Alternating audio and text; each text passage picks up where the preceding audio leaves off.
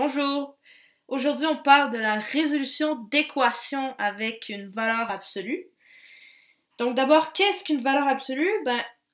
C'est tout simplement, en fait, la valeur absolue d'un nombre donne toujours un nombre positif. Alors, on va utiliser comme symbole des barres parallèles qui vont entourer d'un bord et de l'autre le nombre, donc comme ici 2.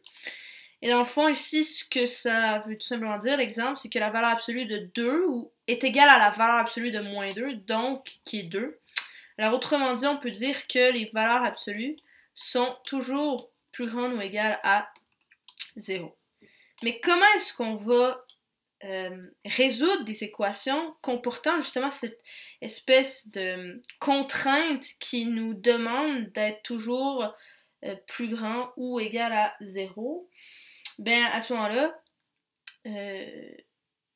on va voir des exemples. Alors d'abord, ici, j'ai 3 fois valeur absolue de x moins 7 qui est égal à 5. Alors je commence, comme d'habitude, avec les équations normales pour après arriver à avoir isolé ma valeur absolue uniquement. Donc je vais envoyer mon moins 7 de l'autre côté. Donc avoir 3 fois la valeur absolue de x qui est égale à 12. Et ensuite, je vais diviser par 3. Donc, je vais avoir valeur absolue de x qui est égale à 4. À ce moment-ci, une fois que notre valeur absolue est isolée, il faut qu'on fasse une petite pause et qu'on se demande est-ce que ce que j'ai à droite de mon équation est plus grand ou égal à 0? Si c'est le cas, dans ce cas-ci c'est le cas, on va dire OK. Ça veut dire qu'on peut continuer de résoudre l'équation. Si ici j'avais obtenu moins 4 à la place de 4 par exemple, j'aurais dit il n'y a aucune solution qui existe, étant donné que ma valeur absolue n'est pas plus grande ou égale à 0. Et dans ce cas-ci, comme on a vu avec l'exemple de départ, on a tout le temps deux réponses de valeur absolue pour une valeur d'un nombre, donc c'est-à-dire que j'avais la valeur absolue de 2 et la valeur absolue de moins 2 qui donnait 2. Alors dans ce cas-ci, je vais donc avoir la valeur absolue de moins 4.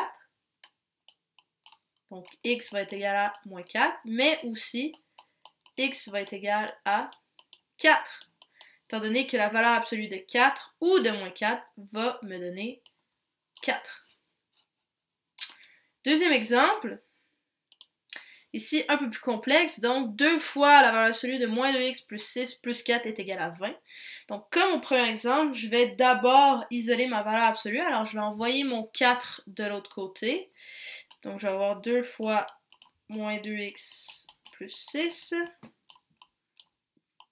qui est égal à 16. Et à ce moment-là, je vais diviser par 2, donc je vais avoir moins 2x plus 6 qui est égal à 8. On fait une pause, étant donné que ma valeur absolue est isolée, et on se demande, est-ce que c'est plus grand ou égal à 0? Oui, 8, c'est plus grand ou égal à 0, donc on peut continuer notre problème. À ce moment-là, tout ce que je dois faire, c'est tout simplement mettre mon moins 2x plus 6. À ce moment-ci, je peux enlever le critère de valeur absolue, étant donné que j'ai une certitude qu'il y a des solutions qui existent à cette équation-là. Donc, je vais avoir moins 2x plus 6 qui est égal à 8, mais aussi moins 2x plus 6 qui est égal à moins 8. On se rappelle, il y a toujours deux possibilités pour une valeur absolue. Et à ce moment-là, tout ce que je vais faire, c'est continuer à résoudre comme d'habitude. Donc, si je vais avoir moins 2x qui va être égal à 2, et donc x va être égal à moins 1. Et ici, je vais avoir moins 2x qui est égal à moins 14. Et je vais donc avoir x qui est égal à 7. Finalement, un dernier exemple. 5 fois 3x plus 15 plus 4 qui est égal à 4. Donc, je vais faire comme d'habitude, envoyer mon 4 et diviser par 5. Donc, je vais avoir 5 fois valeur absolue de 3x plus 15 qui est égal à 0.